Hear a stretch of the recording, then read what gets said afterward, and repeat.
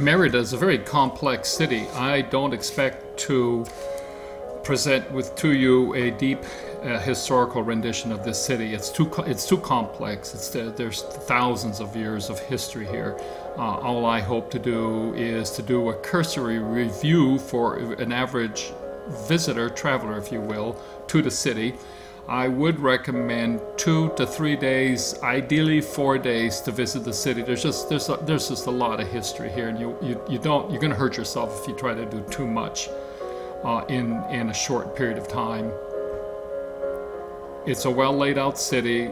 It's, I would say clearly, I haven't been to Athens, but this would rival the historic significance, and some of the structures are excellent and well preserved.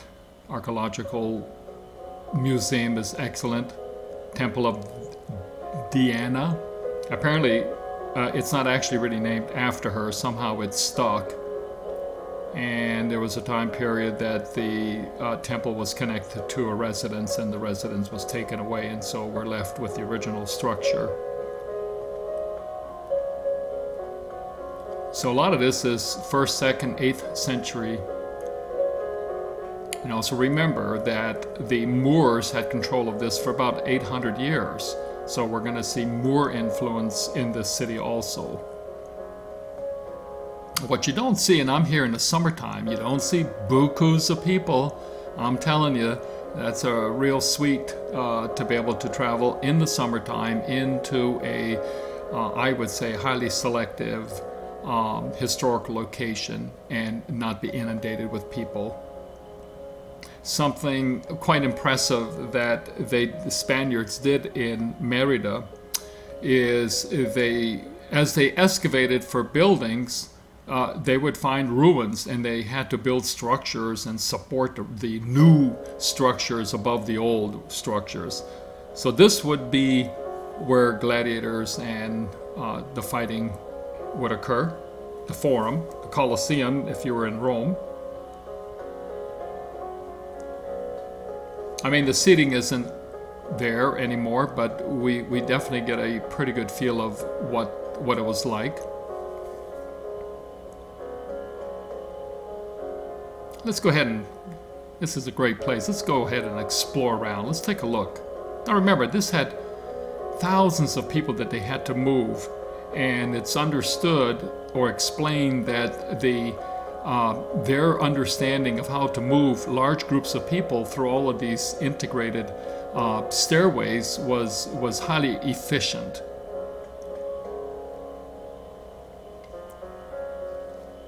All right, here I go. I've got my suit and armor on.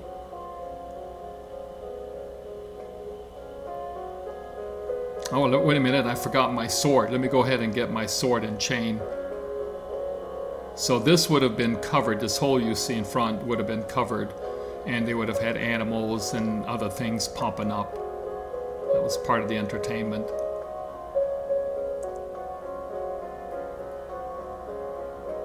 It would have been difficult to have constructed new structures in this area, because as you excavated for a new structure, you would uncover these ruins.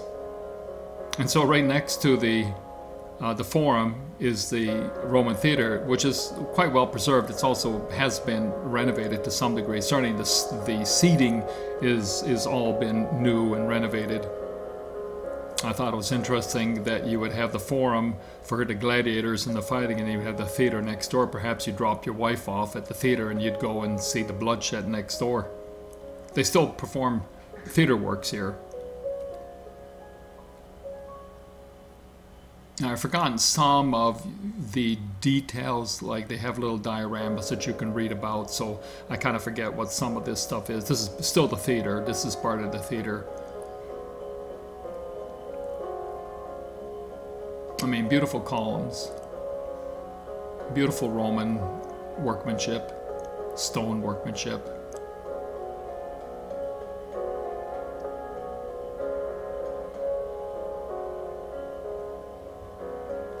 So behind the theater are all of these additional rooms. I kind of forget, I think that these were, I forgot what they are. I mean, they basically show these capitals and column bases. But this would have also been developed.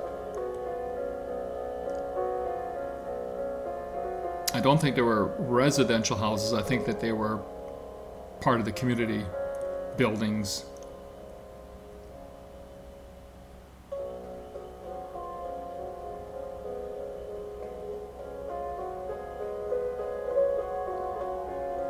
I mean, again, there's just a lot to see, and you're really going to want to stay 2-3 days, ideally 3 days.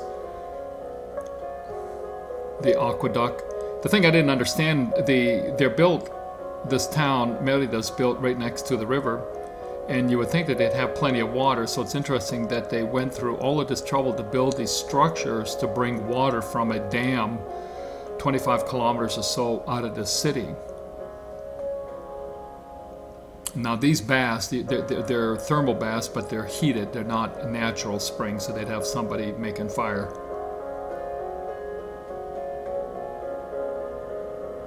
Again, just what a wonderful piece of architectural.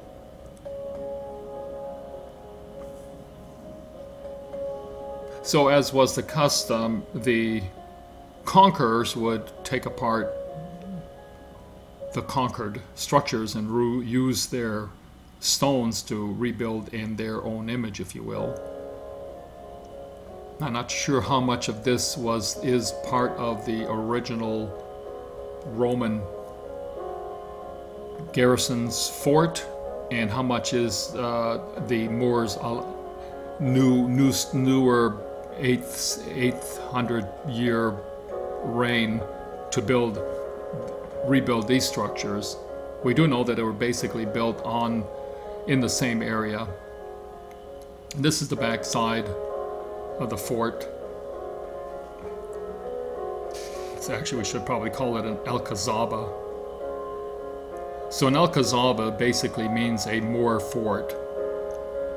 So lots of cities in Spain are going to have an Alcazaba. The Alhambra, don't get it confused with the Alhambra, that's a palace in Granada. Again, this is the back side of this structure. It's quite big, built right next to the river. You're going to see the Puente Roman, which is one of the longest Roman bridges.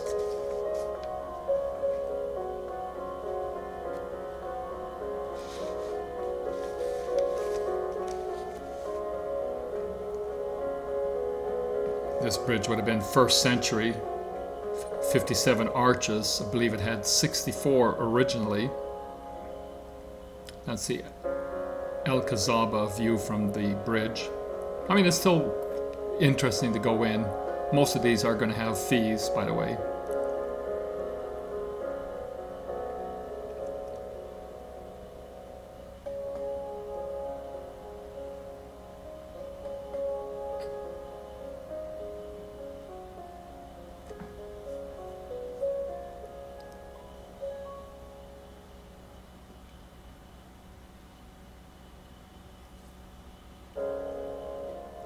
The interior of this is pretty large, so they had a fairly large group of soldiers, and the soldiers would have been housed in the fort. So I thought this is interesting. So they've got this channel built, and I believe it would have gotten. It's basically a cistern that probably is below river level, so they had a constant supply of water. Interestingly, that as sophisticated as some of this construction is, they still hadn't a great way to pump up the water to the surface. So I'm imagining people would have had to, by hand, carried water up and down.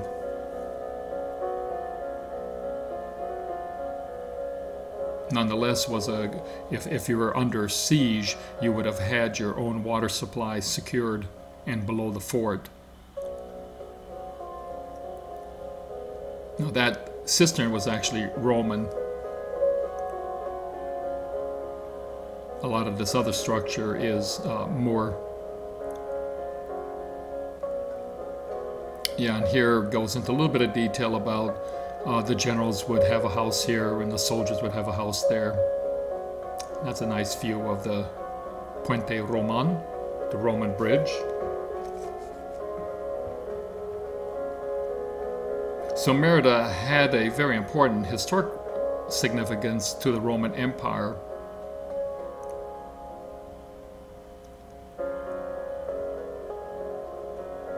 This is from the Alcazaba.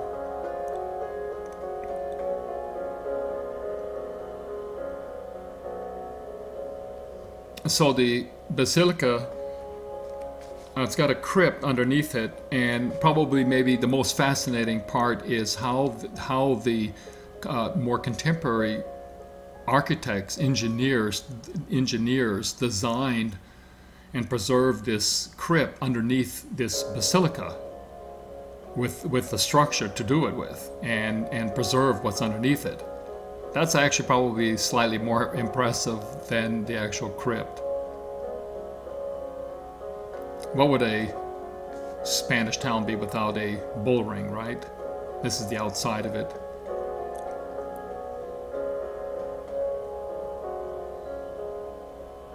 Now this would be more current times, by the way. I've just never been inside of a bull ring. It looks a little bit like a football stadium, isn't it? Similar concept.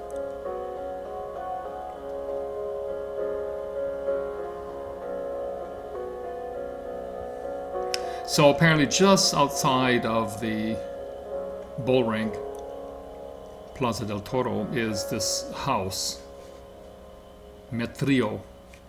He would have been a wealthy Roman, and this would have been an example of his house. I think they discovered this by accident and went ahead and preserved it. I mean, it's pretty well preserved. It was underneath feet and feet of dirt, so nothing stays the same, if you will. I mean, I found it interesting, the caliber of the construction, the quality, the baths.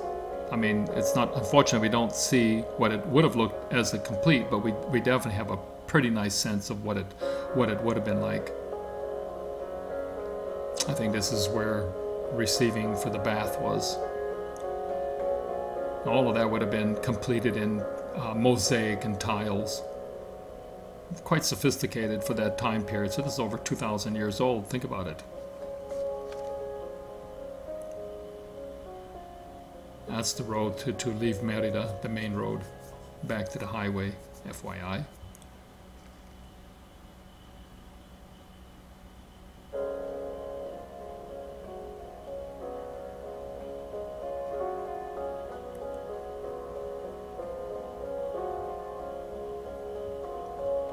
And this goes into the baths.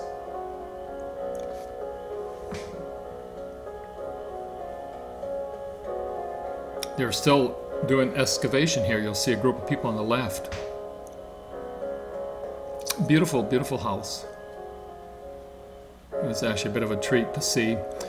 So for all you archaeologists and historic buffs, this museum, it's quite the thing to go and see. It is slightly overwhelming. There's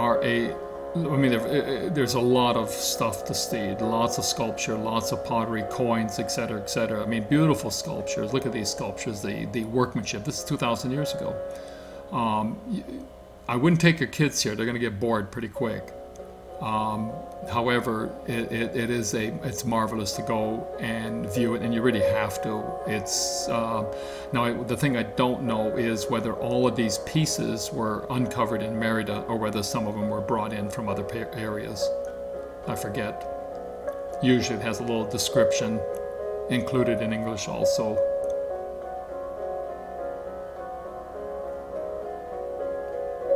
You know, did they uncover all of these under the dirt, and were they that well preserved that they weren't cracked and broken? It's huge. I mean, I'm only showing you a very small part of it. So, I mean, this itself is almost a 3-hour tour. certainly for any historic buffs, this is the place to go. I always keep these types of things in case the weather gets nasty and wet, and then I'll come and go to the city interiors or go to a museum. Again, the idea is just to give you a taste of what this museum is like.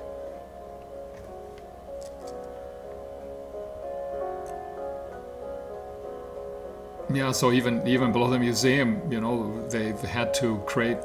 They discovered a crypt, a burial place, and they had to build a structure to support the structure up above, so they could preserve this. So I give much credit to the Spaniards for designing these structures in such a way to continue to preserve their history.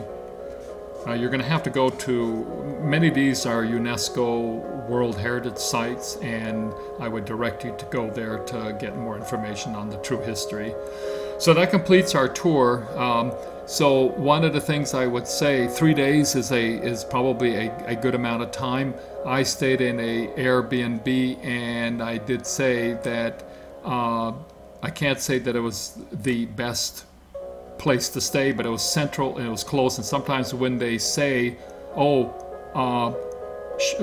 parking is included, they mean that there's parking somewhere.